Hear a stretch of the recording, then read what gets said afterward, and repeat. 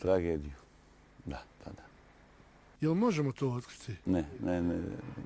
Pričali smo o tome. Porodičnu tragediju, otišao sam.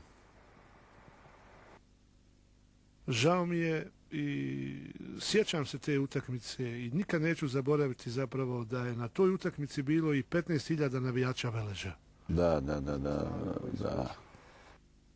Dakle, znamo o kojoj se utakmici radi. Da, mi smo bili prvo mjesto, vozili smo, ja sam bio kapiten, onda su tražili da idem da igram utakmicu, nisam bio spreman psihološki na tu utakmicu i tako. Mostarci i navijači Veleža malo mu zamjeraju na odnosu prema Mostaru i Veležu posebno. Ali izjave u novinama su grozne.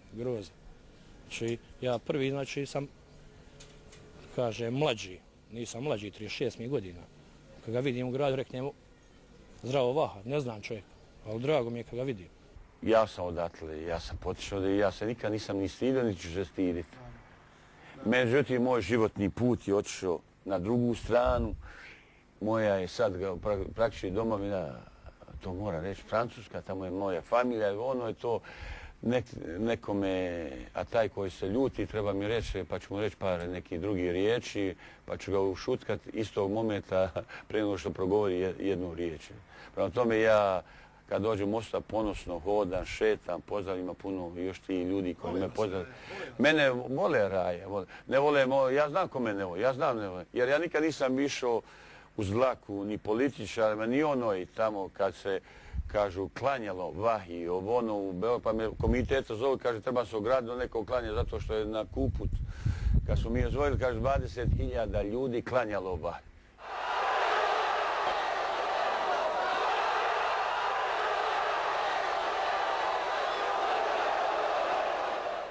I mi smo sred Beograda se Vahiju klanjali. Vahi ide.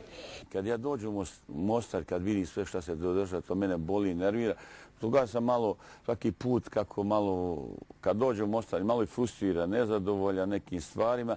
Međutim, vidim da tu, kažem ja, tog nekog napred, kad vidim još ruševinu Mostar, kad vidim to, tako malo se isfrustriram. Sigurno da je Vaha ovdje u Mostaru, ne bih ja rekao da nije dobro došao, jednostavno nije se dosta dobro približio Veležu, nije se približio našim navijačima, iako imamo jedan korektan odnos. Mi, stari igrači, sa Vahidom, družimo se, kad dođe, posjetimo se, dolazi u naš klub, međutim, možda naši navijači neće to tako lako prihvatiti, poslije svega što se dešavalo u gradu, a Dinamo jedan sinonim jednog hrvatskog kluba i mislim da možda neće neki navijači prihvatiti, međutim što god bude odmicalo, mislim da će navijači to biti postrek i da će sigurno dati podršku Vahidu u nastojanjima da Dinamo izvede na pravi put.